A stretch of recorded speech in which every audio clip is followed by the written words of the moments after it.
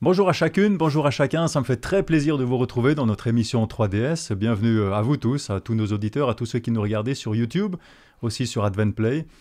On va passer un petit moment ensemble à discuter de la parole de Dieu, à approfondir cette parole que Dieu nous a laissée.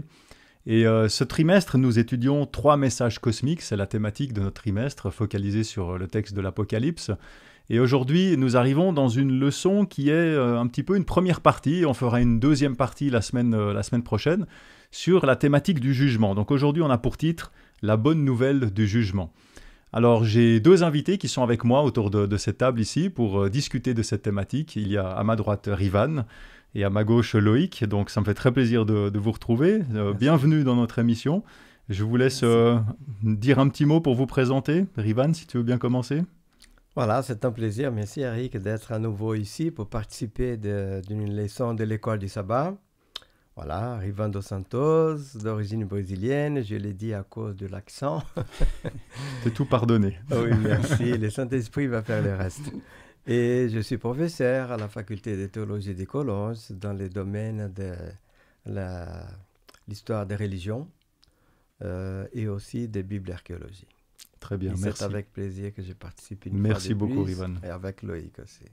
Voilà, et Loïc, à ton tour. Tout à fait. Alors, je suis étudiant à la faculté de théologie de Collonges-sous-Salève et je viens de la Martinique, je suis en 2e année. Je suis très heureux d'être avec vous aujourd'hui pour partager ce moment. Merci beaucoup Loïc. C'est la première fois que tu es avec nous, je crois. C'est la première fois. Dans cette émission. Dans d'autres émissions, tu as déjà participé, mais avec ça nous va ici. chez vous, oui. Voilà, très bien. Merci pour les présentations. Bienvenue encore une fois à vous deux. Et puis maintenant que les présentations sont faites, on peut commencer notre émission.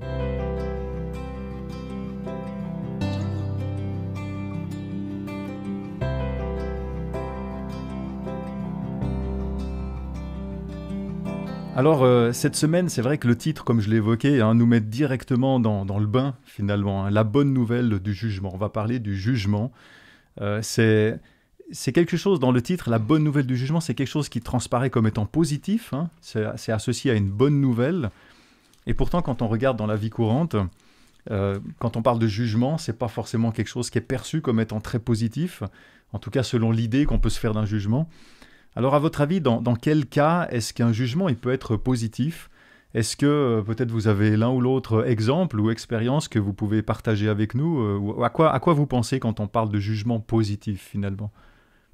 Alors, quand on parle de jugement positif, on pense à un acte libérateur. Parce que lorsque quelqu'un qui est inculpé pour un crime est innocent, donc il aspire à ce que ce jugement puisse se produire pour qu'il puisse être justifié, on peut dire cela ainsi. Donc, lorsqu'on associe une bonne nouvelle au jugement, j'ai par exemple un texte qui me vient à l'esprit dans Matthieu 5, verset 6, qui dit « Heureux ceux qui ont faim et soif de justice, car ils seront rassasiés ». Donc on voit que le terme rassasié met l'emphase sur ceux qui ont cette envie, qui aspirent à cette justice. Et le mot rassasié m'interpelle puisqu'il est utilisé une seule fois dans le texte de l'Apocalypse, mais dans la partie eschatologique, c'est-à-dire dans le chapitre 19, verset 21, sauf que c'est dans le jugement où ce sont les oiseaux qui se rassasient de la chair de ceux qui n'ont pas accepté cette bonne nouvelle. Donc la bonne nouvelle est quand même relative, c'est-à-dire que d'un côté, elle peut être bonne si on l'accepte, de l'autre, elle peut être moins bonne, bien entendu. D'accord, donc déjà une introduction très biblique, comme je le vois. Très bien, merci Loïc. Oui, ça me fait penser que, comme Loïc a dit, ça dépend de ce que tu as fait. Je me souviens, ça me rappelle un jour où j'ai passé à 50 km à l'heure devant une école, là, en Suisse, tout près de Collonges. Je croyais que c'était 40, mais c'était 50 km. Et j'ai reçu un courrier, voilà, 200 francs suisses d'amende. C'était déjà dur, mais la suite, vous allez passer devant les juges quelque chose. Là, j'ai dit, waouh, c'est sérieux là.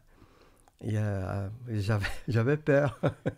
Après, j'ai écrit une lettre bien jolie. Messieurs les juges, je n'ai jamais fait ça. Regardez bien mon dossier. Je croyais que c'était 50 à l'heure et tout. Et voilà, j'ai été pardonné, mais pas de 200 francs suisses. Mais au moins, je n'ai pas passé devant les juges. Ça, c'était une peur. Mais quelque chose de positif que j'attends toujours, rapidement, j'ai eu des dégâts un peu d'eau dans les parquets. C'est pas notre faute. Et l'assurance a dit qu'elle va rembourser. Elle a demandé mes documents pour les remboursements. Ça fait plus de 6 mois, j'ai tout donné. Et pas de nouvelles du remboursement. On a actionné à nouveau, et on a fait une mise en demeure. Maintenant, il va mettre un huissier. Voilà. Et moi, je veux, à ce moment-là, je veux qu'un juge ou quelqu'un puisse prendre ma cause. J'ai hâte de ça. Alors, bibliquement, ces jugements, les jugements de Dieu, comme nous allons voir, c'est positif pour celui qui croit qu'il est bon et qu'il a pardonné. Mais pour celui qui est fautif, qui ne veut pas reconnaître ses fautes, alors là, c'est compliqué. D'accord. Mais pour les croyants, on va voir, il n'a rien à craindre. C'est le contraire, c'est positif. Très bien. Merci pour cette introduction. Effectivement, on va rentrer dans le texte. On va voir tout ce qui ressort de ce texte. Et justement, avant de commencer, de rentrer dans le texte biblique, j'aimerais vous inviter à prier, qu'on puisse demander à l'Esprit de nous accompagner dans ces moments d'étude. Notre Dieu, on veut te remercier pour la parole que tu nous donnes. Merci parce que tu nous éclaires au travers de ton esprit. On te demande ta présence, on te demande ton esprit parmi nous, dans nos cœurs, Seigneur, et aussi dans le cœur de tous ceux qui nous écoutent, pour que ta parole puisse nous raviver et nous vivifier, Seigneur. Merci pour tes grâces et tes bénédictions. Nous te prions au nom de Jésus. Amen. Amen. Amen. Alors, la bonne nouvelle du jugement, comme j'ai dit, c'est le titre. Le texte principal qui accompagne finalement toute cette étude pendant cette semaine, c'est un texte qui est tiré d'Apocalypse 14 au verset 7.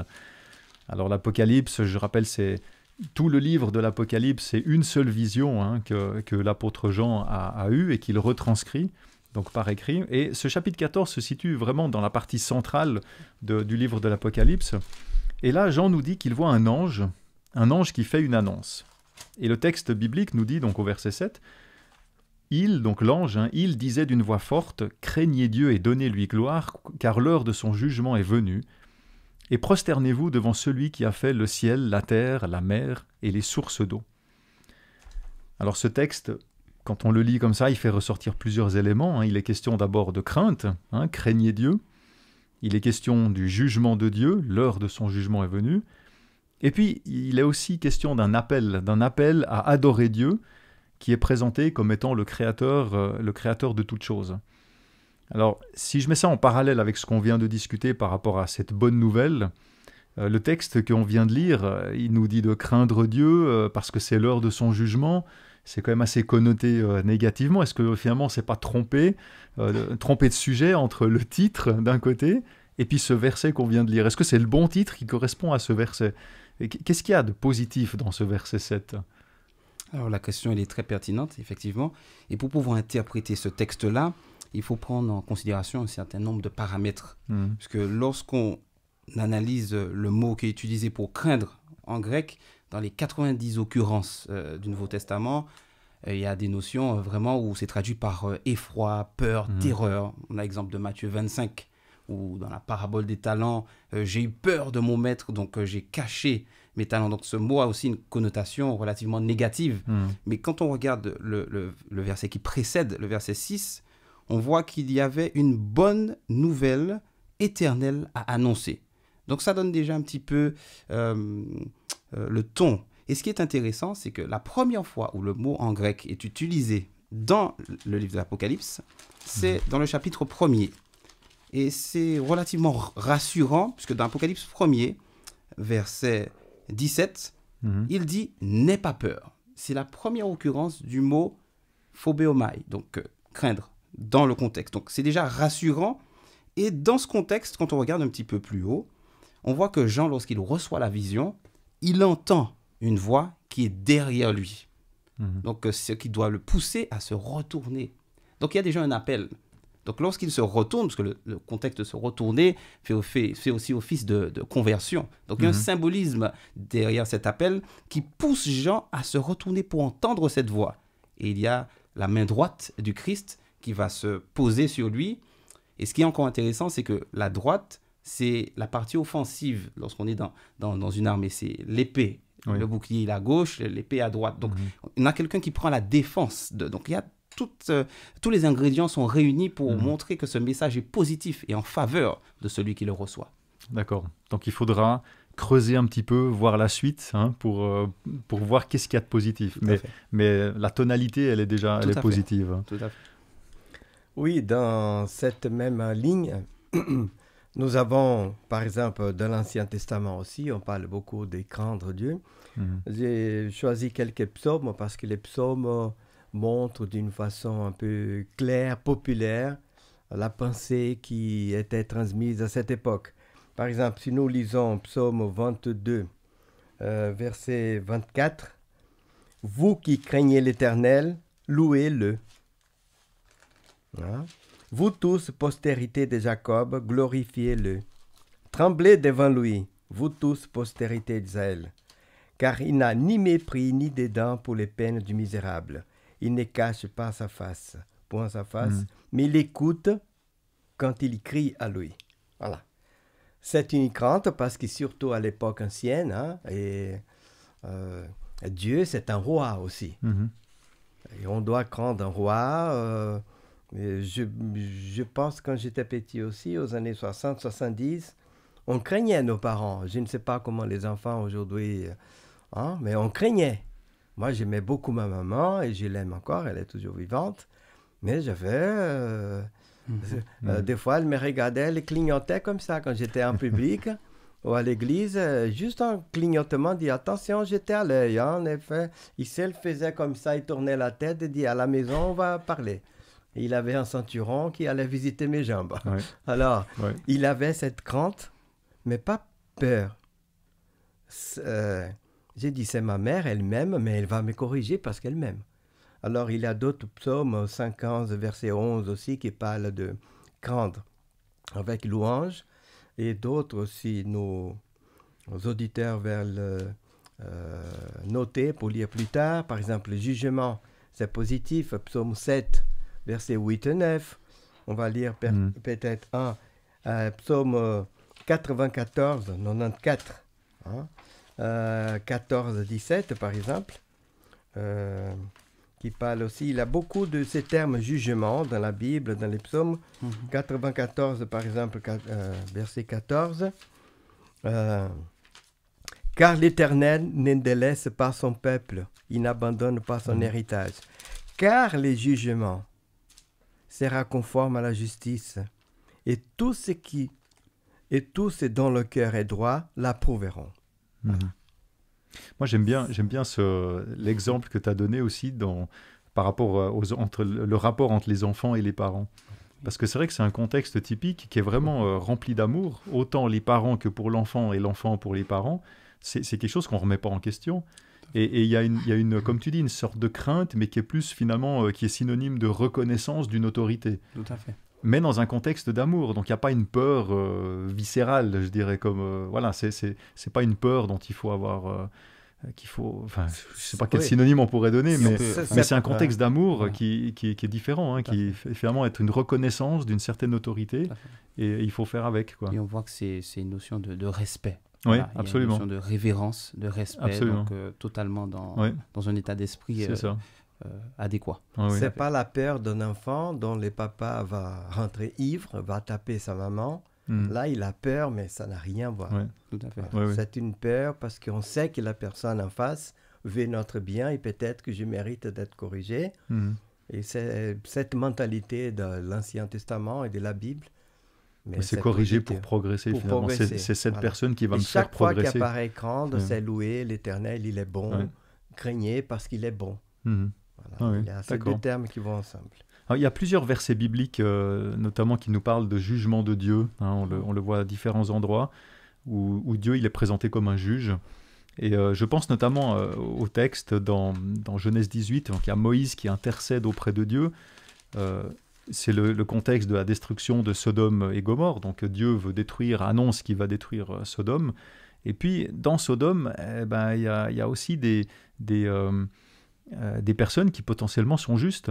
Il y a cette intercession où finalement Moïse dit à Dieu, mais doit le juge de toute terre n'agirait-il pas, enfin le juge de toute la terre n'agirait-il pas selon l'équité?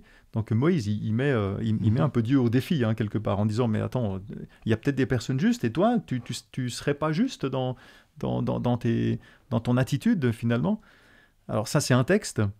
La Bible nous parle aussi de Dieu avec d'autres qualificatifs, hein. On nous dit que Dieu est amour, qu'il est compatissant, qu'il est plein de miséricorde, qu'il est patient, attentionné, que c'est un Dieu juste, etc. Il y a encore beaucoup d'autres, hein, des qualificatifs comme ça qui sont très très positifs.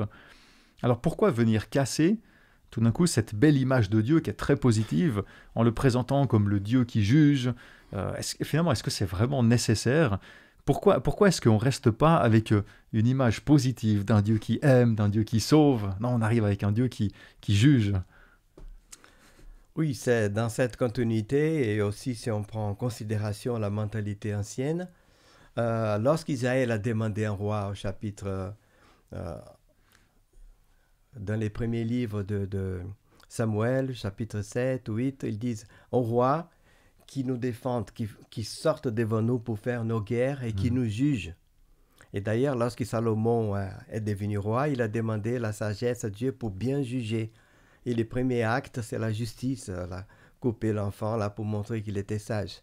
Alors, dans le monde ancien, c'est quelque chose qui vient avec, c'est l'amour, la défense et la justice. Si tu es faible, si tu ne peux pas rendre la justice, c'est le chaos. D'ailleurs, par exemple, l'Égypte ancienne, et même avant Moïse, même avant les lois bibliques, c'est une civilisation qui a duré 3500 ans. Les derniers temples égyptiens ont été fermés vers 500 de notre ère parce que les empereurs romains chrétiens l'interdisaient. Mais c'est une civilisation qui a duré et qui aujourd'hui fascine. On sait que dans la mentalité biblique, Sodome et Gomorrhe ont péché, disparaissent. Les mondes antidiluviens ont fait trop de bêtises, disparaissent. Israël a commis de péché, il part à Babylone. Ça veut dire que le temps montre aussi la fidélité, le temps montre la bénédiction. Si l'Égypte a duré 3000 ans, c'est parce qu'il n'était pas aussi mauvais que ça. Et juste un mot, quel était le thème, la pensée centrale de la civilisation égyptienne? Justice. C'est la justice. Ils vivent tous les jours de la semaine, chaque heure, en pensant, nous serons tous jugés, nous allons tous passer devant les tribunaux d'Osiris. Personnellement, je dois me préparer pour ce jour. C'est pour ça que, pour eux, s'il n'y a pas de justice, s'il n'y a pas d'ordre, c'est le chaos. Et la Bible aussi, juste un psaume encore, 98, 98, ça commence « Chantez à l'Éternel un cantique nouveau, qu'il a fait des prodiges, Verset 9, dernier verset de ce psaume, devant l'Éternel, car il vient pour juger la terre. Il jugera le monde avec justice et les peuples avec équité. Si je fais le lien avec ce qu'on parlait tout à l'heure de l'amour, on peut aussi se poser la question, hein, dans un contexte familial où il y a des enfants, des parents qui éduquent des enfants grandissent, est-ce qu'on peut dire qu'il y a de l'amour s'il n'y a pas une justice? Je pense que l'enfant, il va automatiquement, surtout s'il y a des frères et sœurs, parce que les frères et sœurs, ils s'observent beaucoup. Et puis quand ils perçoivent une injustice de la part des parents, et ils s'attendent à ce que finalement les parents rendent justice, surtout quand c'est l'autre qui a fait quelque chose de pas bien. C'est inné. Voilà, et quelque part, c'est au travers de cette justice, quand les parents rendent justice, qu'on voit qu'ils aiment vraiment les enfants. Et je crois que c'est intimement lié, hein, pour faire ce lien. Tout à fait. Je ne pense pas non plus qu'on puisse parler d'amour sans justice. Parce que si on nous parle d'un Dieu si grand amour, son amour est à la hauteur de sa justice. Il y a un verset qui m'interpelle, notamment dans le livre d'Osée, chapitre 10, verset 12. Il dit « Semez selon la justice, moissonnez selon la miséricorde.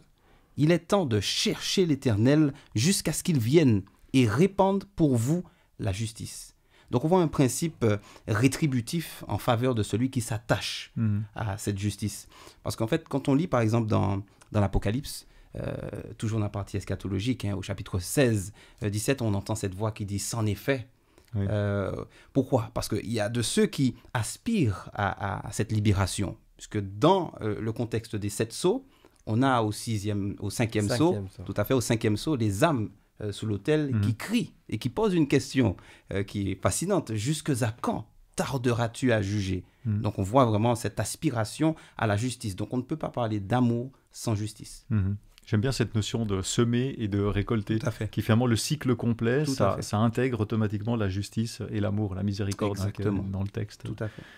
Alors pour rester dans le contexte d'Apocalypse 14, je pense que ça vaut la peine peut-être de remettre un peu les choses dans leur contexte. Quand on parle d'Apocalypse, la grande majorité des gens qui sont autour de nous dans la société, je ne parle pas forcément des chrétiens ou des adventistes en particulier, mais la majorité des gens comprennent ça comme synonyme de catastrophe. Des cataclysmes terribles et des choses, voilà, un peu la fin du monde, mais la fin du monde dans son sens vraiment négatif. Et c'est surtout, quand on parle d'Apocalypse, on reste focalisé sur notre condition humaine, sur notre petite planète Terre. Et on a du mal à voir quelque chose de plus grand, de plus cosmique. Et c'est là que, en fait, il y en a beaucoup qui font ce raccourci entre les catastrophes qui sont annoncées et le jugement de Dieu, comme finalement c'était Dieu toutes ces catastrophes étaient dues au jugement de Dieu. Comme si c'était la sentence, on va dire, mais que c'est Dieu qui envoie ça dans son jugement. Alors évidemment, ça va donner une mauvaise image de Dieu. Et je crois que là, ça vaut la peine peut-être de rétablir aussi certaines choses. C'est vrai que dans l'Apocalypse, il y a beaucoup d'éléments qui concernent la terre. Il y a beaucoup d'éléments qui ne sont pas nécessairement réjouissants, qui sont négatifs. Mais surtout, l'Apocalypse, c'est une révélation. C'est l'étymologie de l'Apocalypse. C'est ce que veut dire ce terme, révélation. Et ça veut dire quoi? Ça veut dire qu'il y a des choses qui sont cachées, qui sont voilées, et l'Apocalypse, c'est un livre qui vient dévoiler, qui vient révéler certaines choses qui n'étaient pas connues ou peut-être qui étaient mal comprises. Alors, est-ce que vous pouvez me donner me donner à moi ou à nos auditeurs des éléments de cette révélation? En quoi est-ce que l'Apocalypse, dans son ensemble, révèle des choses? Qu'est-ce qui révèle alors dans les grandes lignes, mais pour mieux comprendre finalement la nature, la teneur de ce livre, le but même de ce livre? Il faut déjà cadrer quand est-ce qu'il a été présenté. Selon la compréhension, l'époque du livre, c'est à la fin du 1er siècle. Jean est le dernier des apôtres qui est encore vivant. Il a autour des 80-90 ans. Il est en exil dans l'île de Patmos, dans la Turquie occidentale. Il a connu les crises quand il avait autour de 17, au minimum 17, 20 ans.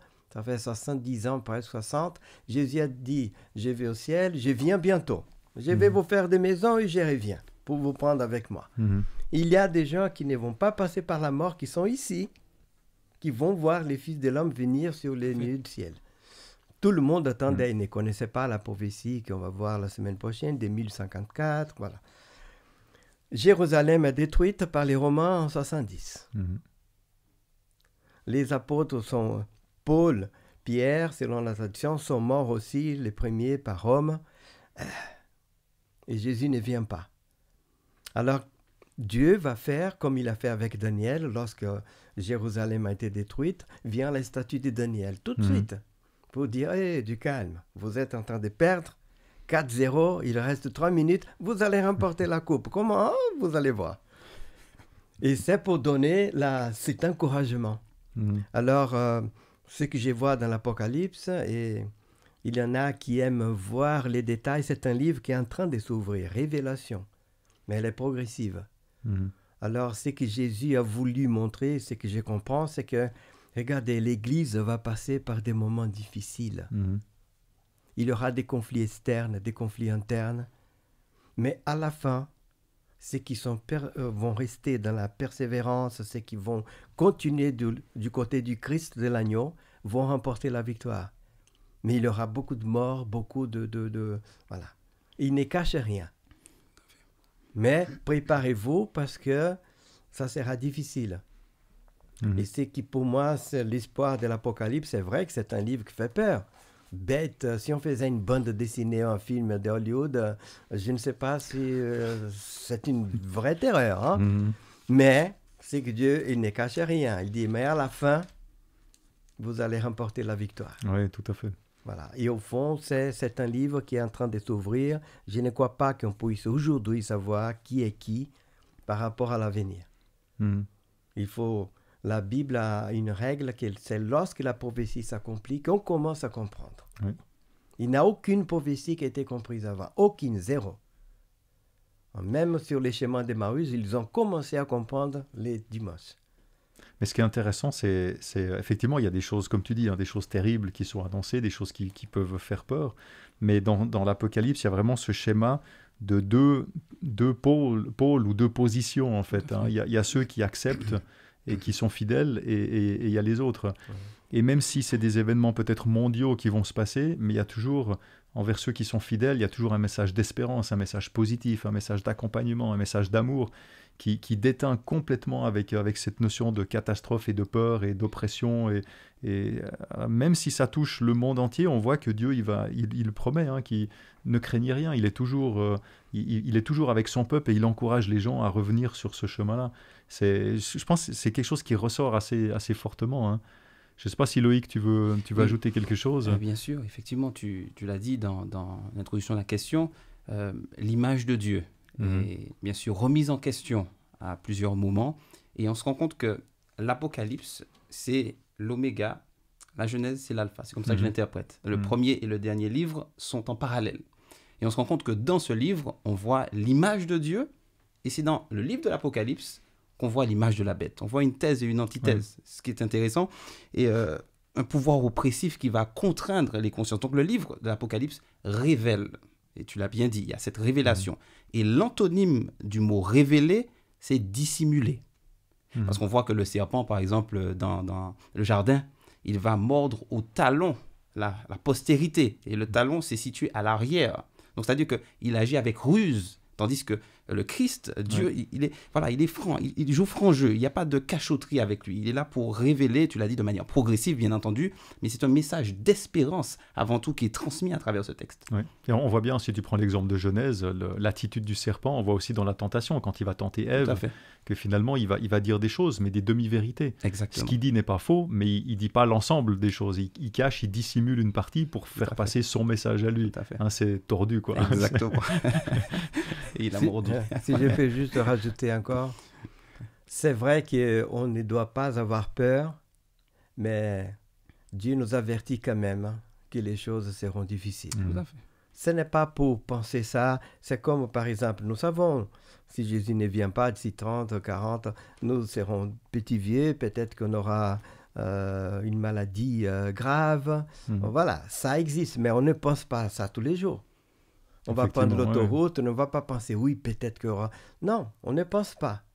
Mais il y a une responsabilité quand même que Dieu veut nous donner pour dire, prépare-toi quand même. Prépare-toi parce que les disciples étaient prêts à la Sainte Seine. Non, Seigneur, même si... Mais ils ne s'attendaient pas que Jésus soit emprisonné et mis sur une croix. Ça, c'est extérieur au scénario. Non, il va être roi d'Israël. Et quand il a été emprisonné, la Bible dit « tous ont pris la fuite ». Tous. Et ont même régné. C'est pour ça que nous devons faire attention. Dieu sera avec nous, il va nous protéger. Mais il a été responsable de montrer, regardez les dégâts qui sera la terre à la fin des temps. Et nous sommes déjà en train de vivre un peu ça. Il y a des choses qui vont arriver. Famille et tout. Des choses vont arriver, il nous le dit ouvertement, sans nous cacher les choses. Alors effectivement, comme Rivan l'avait dit, on retrouve dans Matthieu 24, verset 37, en effet, comme ont été les jours de Noé, ainsi sera l'avènement du Fils de l'homme. Donc on voit qu'à l'époque de Noé, il y a eu... la terre était pleine de violence. Et ce qui est intéressant, c'est qu'en hébreu, dans le verset 11 du chapitre 6 de la Genèse, le mot violence, Hamas, c'est aussi traduit par ce qui est faux, l'injustice. Donc, c'est-à-dire que la terre était dans une situation relativement lamentable. Il y a corruption, il y a une redondance d'activités négatives qui va engendrer finalement le déluge. Et encore quelque chose qui est intéressant, puisque le mot déluge, lorsqu'on regarde dans le terme biblique, en hébreu, c'est maboul. Et quand on regarde la traduction, je vous dis par exemple dans la langue française, quand on dit que quelqu'un est maboul, c'est que c'est quelque chose qui a perdu la raison, être fou. Donc voilà, une perte de contrôle totale. Donc face à tout cela, Dieu a pour ambition de nous préparer pour éviter cette catastrophe. Mais seuls ceux qui seront attentifs, c'est la raison pour laquelle à chaque conclusion des lettres dans l'Apocalypse, il y a que celui qui a des oreilles entende. Donc, l'importance d'être attentif et à l'écoute. Ça veut dire qu'il y a une réaction, il annonce des choses en attendant une réaction. Tout à fait. Et c'est cette réaction, finalement, qui est importante. Tout à fait. J'aimerais prendre un autre texte de l'Apocalypse. C'est un texte qui nous dévoile un peu plus en détail, finalement, ce qui sera le jugement de Dieu, vu qu'on est focalisé sur le jugement. Ce texte se trouve dans Apocalypse 20, au verset 12. Alors déjà, juste le verset 11 qui nous donne le contexte de la scène. On voit Dieu qui est assis sur un trône, et le verset 12 nous dit « Des livres furent ouverts, et un autre livre fut ouvert, qui est le livre de la vie. Les morts furent jugés d'après ce qui était écrit dans les livres, selon leurs œuvres. » Alors dans cette scène, on voit d'une part des livres, plusieurs livres, et d'autre part, on voit le livre de la vie, un seul livre. Et le texte nous dit clairement que le jugement se fait selon ce qui est écrit dans les livres. Alors, concrètement, ces livres, c'est quoi ? À quoi est-ce qu'ils servent ? Et puis finalement, qu'est-ce qu'ils ont comme rôle dans ce jugement ? Comment est-ce qu'ils s'intègrent ? Quel est leur rapport avec le jugement ? Alors, c'est vrai que la notion de livre ouvert fait indéniablement référence au livre paradigmatique de l'Ancien Testament, qui est Daniel. On retrouve également dans le style prophétique. Tout à fait. Absolument. Style prophétique, où on voit l'Ancien des jours, des livres qui sont ouverts, des vieillards. On voit aussi des scènes de jugement. Des scènes de jugement, tout à fait, qui sont relativement analogues. Il faut se rappeler que le contexte de rédaction est différent. C'est sûr, il y a des préoccupations différentes, mais dans la perspective eschatologique, il y a un parallèle qui est possible de faire entre ces deux livres qui nous permettent de voir que ce jugement, dans ce contexte, est en faveur de ceux qui lui appartiennent. On montre que le jugement est en faveur des saints. Donc il y a toujours cette volonté de présenter ce jugement sous un jour positif, d'où le titre « La bonne nouvelle du jugement ». Donc on retrouve de nombreux livres, donc tous ces livres-là font office de registre, et ça montre que tout a été noté minutieusement. Donc il y a cette notion potentielle d'accusation, mais il y a aussi cette notion de justice qui sera rendue, de justification surtout derrière. D'accord. Et toi, Rivan, qu'en penses-tu de ces livres ? Oui, je ne les ai pas encore lus, mais... On verra justement tout le monde ne peut pas les lire et les ouvrir.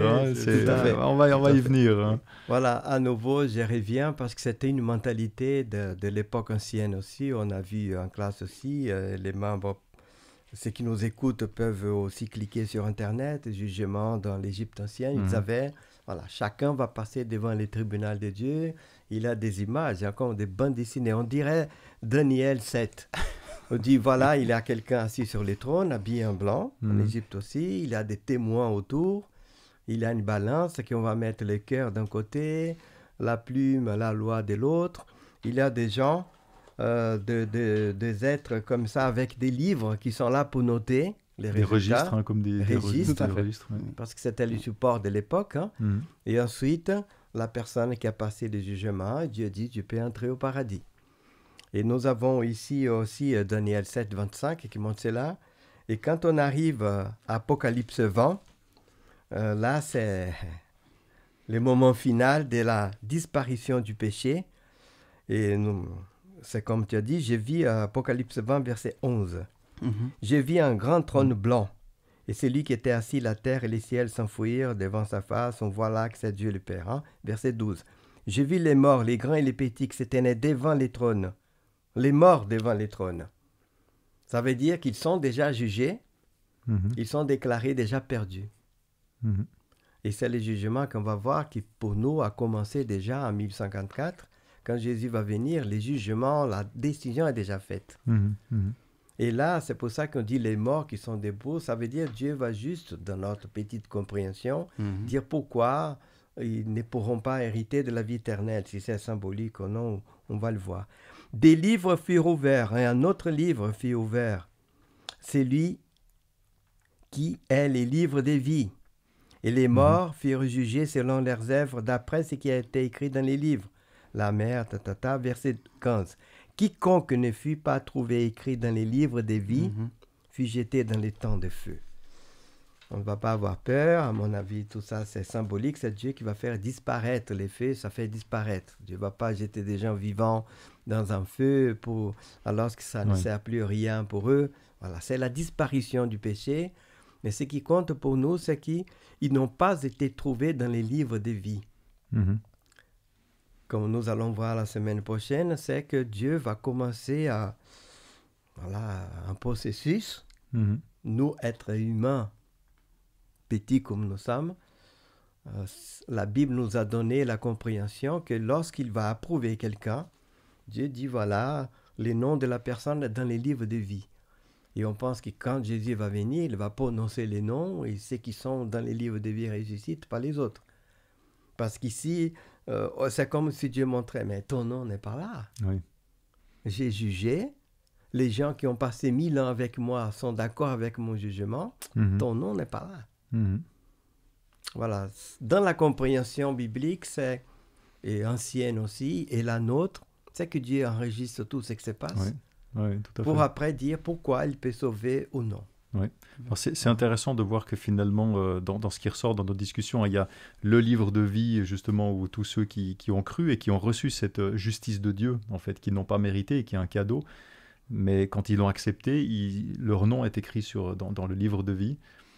Et au contraire, dans les livres, c'est les registres de toutes les mauvaises actions, de toutes les mauvaises œuvres. Qui n'ont pas été effacées. Qui n'ont pas été effacées, qui n'ont pas été couvertes par la justice du Christ. Voilà. Et on se rend compte que pendant le jugement... Alors déjà, c'est intéressant de voir que ceux qui ont leur nom dans le livre de vie ne passent pas en jugement, mais au contraire, on le voit dans 1 Corinthiens 6 au verset 2, qu'ils vont même juger avec le Christ. C'est très intéressant, ça.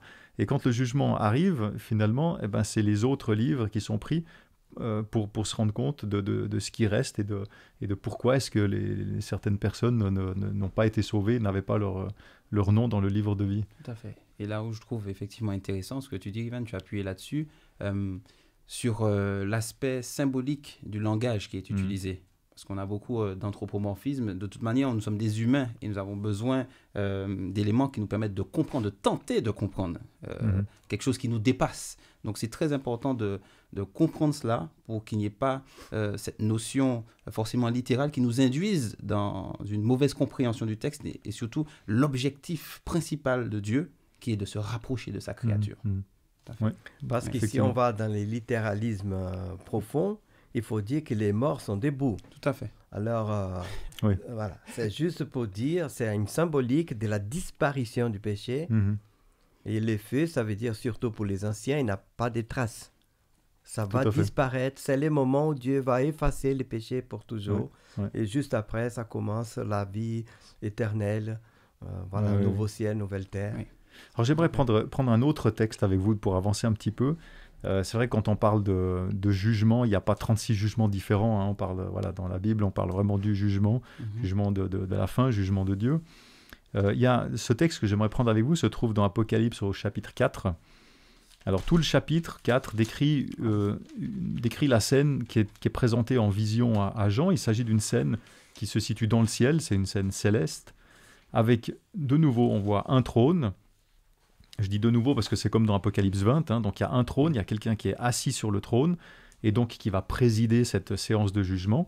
Et autour du trône, alors c'est très intéressant parce qu'on voit un décor complètement surréaliste, je pense, comme tu le disais avant, indigne des meilleures super-productions hollywoodiennes, comme des films qu'on n'a jamais fait, qui sont vraiment très très actuels.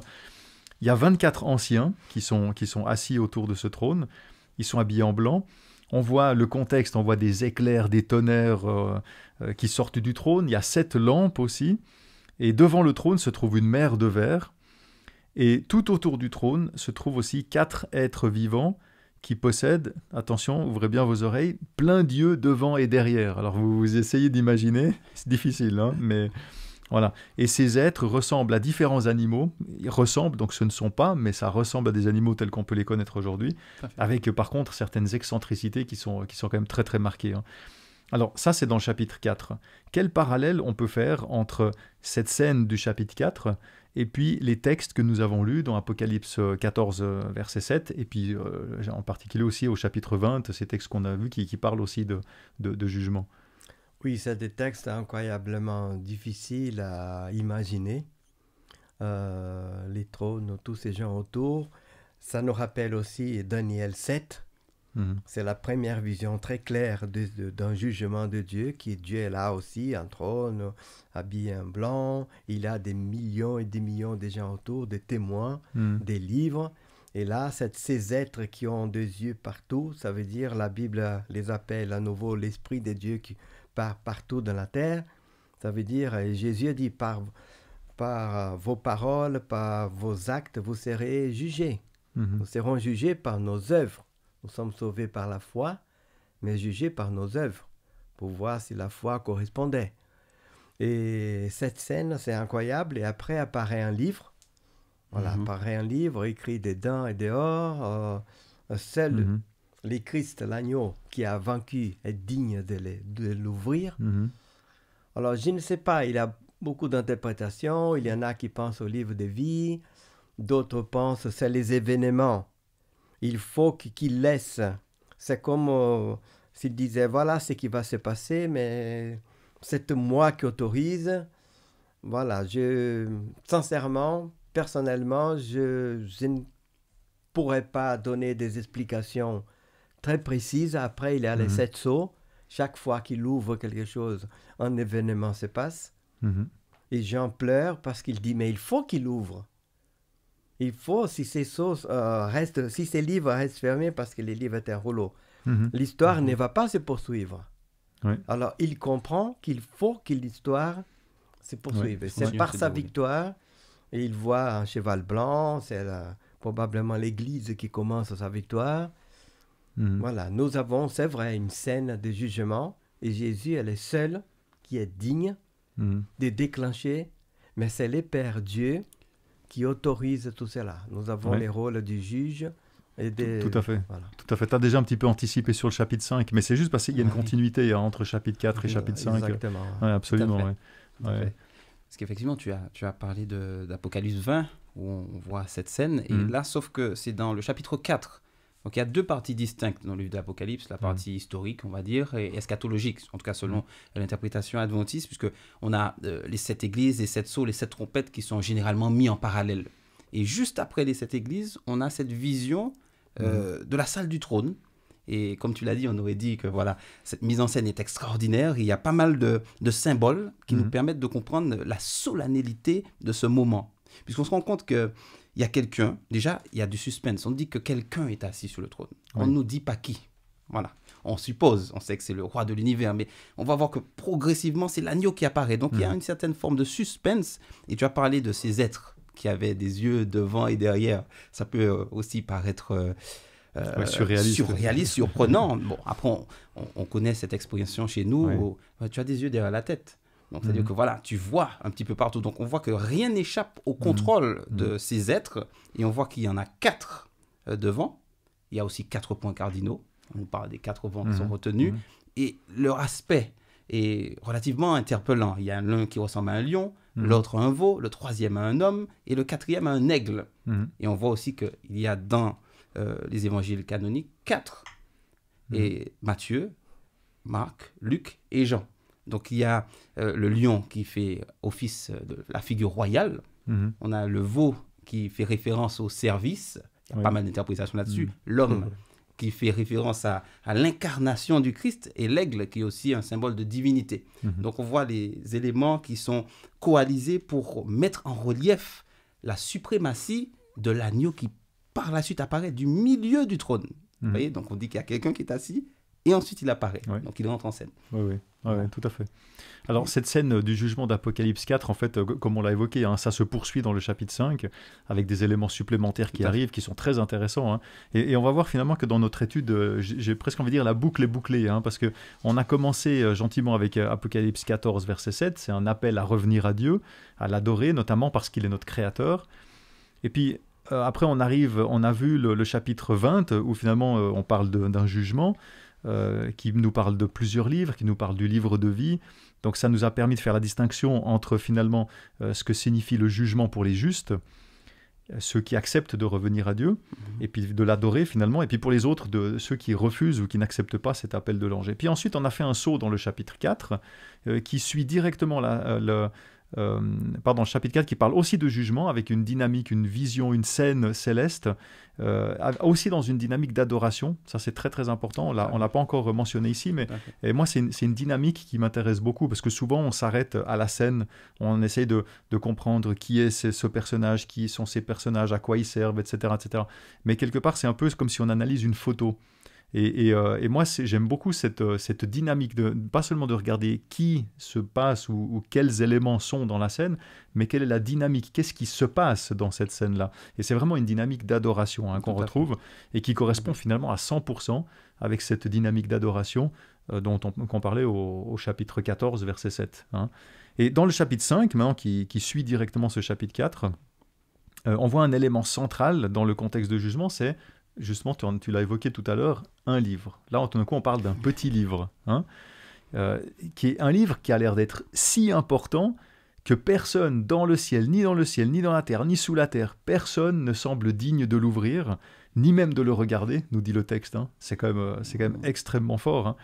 Et ce livre, il est tellement important que Jean, il arrive, il est dans tous ses états parce qu'il se rend compte que personne ne peut l'ouvrir. Et ça a l'air tellement important de pouvoir l'ouvrir que finalement, comme quand on est complètement submergé par l'émotion parce qu'on se rend compte qu'il n'y a pas de solution, on ne trouve pas de solution et on est angoissé même par rapport à ça. Et finalement, parce que la scène se déroule comme ça, à un moment donné dans le texte, jusqu'à ce que l'un des personnages de la scène rassure Jean en lui disant « Non, il y a une personne. Il y a même une seule personne qui est digne d'ouvrir ce livre. » Alors, ce chapitre 5, il est vraiment très focalisé sur ce livre, qui est vraiment l'acteur principal, on va dire, de ces versets-là. Pourquoi est-ce que ce livre est si important ? Quels sont les liens entre ce petit livre, s'il y en a, entre ce livre et les livres qu'on a vus dans Apocalypse 20 et puis il y a un seul qui est digne. C'est qui et pourquoi ? Ce qui est intéressant sur ces points, je ne sais pas si quelqu'un peut répondre exactement à la question, mais ce qui est intéressant, que même Dieu ne l'ouvre pas. Mm-hmm. Et quand on dit « il n'y a qu'une seule personne digne », et Dieu, et est-ce qu'il serait digne de l'ouvrir ? Mm-hmm. Et là, théologiquement, non. Mm-hmm. Parce que la Bible nous dit, c'est celui qui est mort. Et c'est important de comprendre ces détails de la théologie, parce que j'insiste souvent, Dieu a son rôle, le Saint-Esprit, mais c'est le Christ qui est mort pour nous. Ce n'est pas le Père. Je ne peux pas dire merci mon Dieu, le Père, parce que tu m'as sauvé. Il a dit non, Yvan, c'est mon Fils qui est mort pour toi. J'ai été sauvé, mais par mon Fils. Oui, on parle bien de dignité et pas d'autorité. Voilà. Dieu, il a toute autorité. Mais il n'a pas la... Mais l'être digne, le texte nous dit bien ce qui donne la dignité. Exactement, la dignité d'ouvrir ses livres, parce qu'il est mort, la Bible nous dit. Il est mort, il a remporté la victoire. Et c'est pour ça qu'il est digne d'ouvrir les livres. Et nous voyons, après il a les 7 sceaux, nous voyons dès le premier, c'est un cheval blanc qui part pour vaincre et pour... Voilà. Et ensuite, nous voyons juste au chapitre 19, un cheval blanc qui revient, victorieux aussi. Voilà, c'est un symbole que l'Église a remporté la victoire. Mais après, il a un rouge. Voilà, on sent que l'Église va mourir, qu'il y aura des mauvaises doctrines. Voilà, la famine à l'intérieur, des gens qui vont mourir. Tu as évoqué, Loïc, les 5e sceaux, les âmes sur l'autel qui ont été tuées parce qu'ils ont été fidèles. Après un tremblement de terre, les soleils qui s'obscurcissent, peut-être les Christ qui va être obscurci.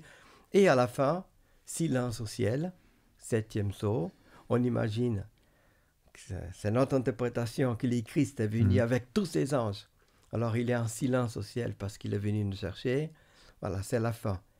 Et d'après, voilà, je suis historien et pas spécialiste d'Apocalypse, mais d'après ma compréhension, c'est qu'il est digne de déclencher, il faut que l'histoire avance, il faut que l'histoire, quand il a dit « partez maintenant vers toutes les nations ».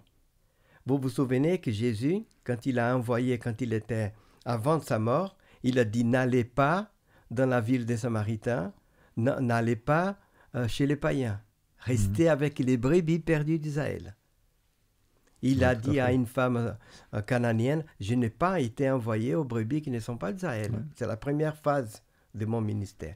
Après sa mort, il a dit, allez vers toutes les nations maintenant. S'il n'avait pas remporté la victoire, l'évangile ne peut pas se répandre.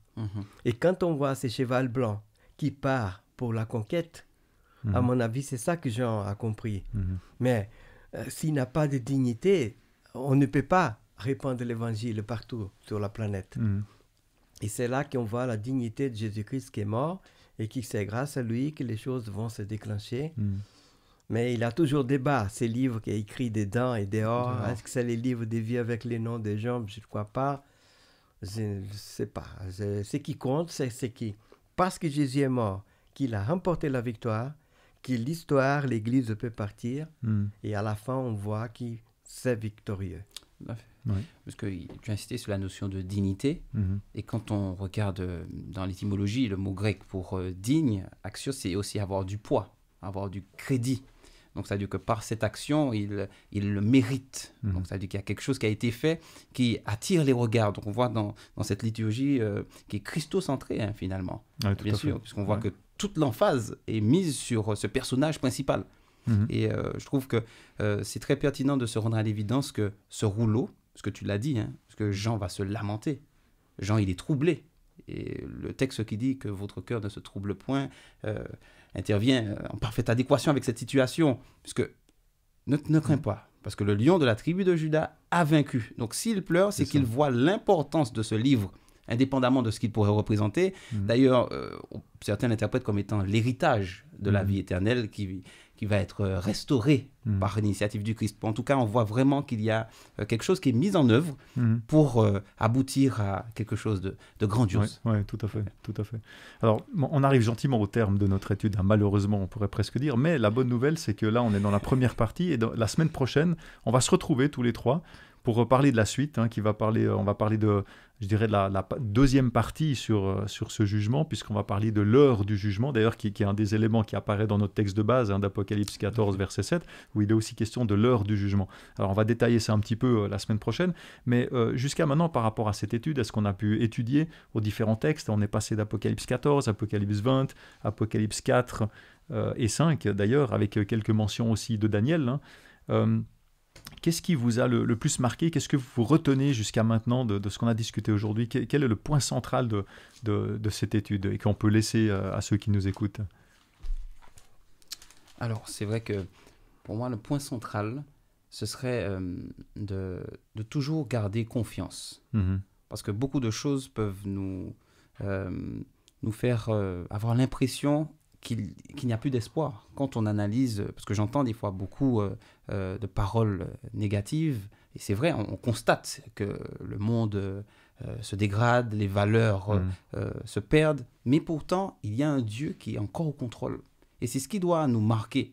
Et c'est pourquoi le livre de la Révélation est tout à fait pertinent pour notre époque.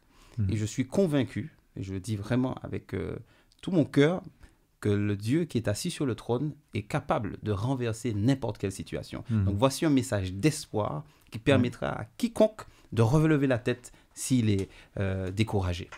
D'ailleurs, même un Dieu qui annonce les choses comme ça à l'avance, ça montre qu'il les maîtrise, qu'il est au-dessus de tout ça. Tout à fait. Merci Loïc pour cette conclusion. Et toi, Rivan? C'est aussi cette question positive qu'on a évoquée dès le départ, que les jugements dans la Bible, c'est quelque chose qu'on attend. Oui. Parce qu'il est bon, il est juste, il ne pourra pas faire l'injustice. Alors même si nous sommes faillibles, mais si nous demandons pardon, il nous pardonne. Et les jours où on va passer un jugement, il n'a aucun péché, mais Rivan est parfait là, il n'a rien. Parce que tout a été effacé par les sangs du Christ. Alors ça dépend aussi de moi d'accepter cette séquence de demander pardon par miséricorde. Mais j'aimerais juste conclure avec Luc 18, 1, 8, qui parle de la veuve. Jésus a donné un exemple, qui est son père qui va juger, et une veuve qui vivait, aucune puissance à l'époque, et qui... Personne ne rendait la justice. Elle avait la justice pour elle, mais personne. Et Jésus a dit qu'il avait un juge inique. méchant dans son village et qui n'avait du respect pour personne. Mais c'était les seuls qui pouvaient faire justice. Et la veuve insistait, hein, s'il te plaît, fais-moi justice contre mon adversaire. Juge ma cause. Et il s'en fichait complètement. Et la veuve insistait. Il a dit, elle a tellement insisté qu'il a dit, on dit en français casse-pied, hein, pour que cette dame ne m'embête plus, je vais faire justice. Aïe, aïe, aïe. Et il a fait justice. C'est-à-dire qu'elle voulait, elle était contente. Et Jésus a dit, si ces gars qui est méchant là, la dame a tellement insisté et il a fait justice, elle était contente. Et Dieu. À combien plus forte raison. Pour ce qu'il aime et tout. Voilà. Ouais, c'est pour ça que pour les sujets du jugement, soyons tranquilles. J'ai dit souvent à vous-même, hein, c'est un exemple. Loïc, si c'était moi pour te juger, pour décider de ta vie éternelle, tu n'aurais pas trop peur quand même. Hein? Sincèrement. Ouais. Et pourtant, je ne suis pas ton papa. Je ne t'aime pas comme ta mère. Mais tu sais que je ferai les possibles. Non, mais il est bien. Ça, c'est juste une faiblesse ici. Mais non. Voilà, tu n'aurais pas trop peur. Et Dieu qui t'aime milliards de fois plus. Alors, sincèrement, Dieu est tellement bon qu'on n'a pas à avoir peur de ces termes jugement. Au contraire. Tout à fait. Que ça arrive le plus vite possible. Merci pour cet exemple. Il y a une chose que tu as dite, c'est on attend ce jugement, on attend avec impatience. Alors ça me donne le lien, la perche pour la semaine prochaine, puisque la question c'est quand est-ce que ça va se passer tout ça. Et bien pour ça, je me réjouis de vous retrouver la semaine prochaine. Et vous aussi, chers auditeurs, je me réjouis de vous retrouver. Je vous donne rendez-vous la semaine prochaine pour continuer à parler de ce jugement, mais de parler de l'heure du jugement, à quel moment. Là, on va parler de choses concrètes. Merci à vous, merci aussi à vous qui avez été mes invités et qu'on va retrouver la semaine prochaine. Et je vous donne rendez-vous la semaine prochaine. À bientôt.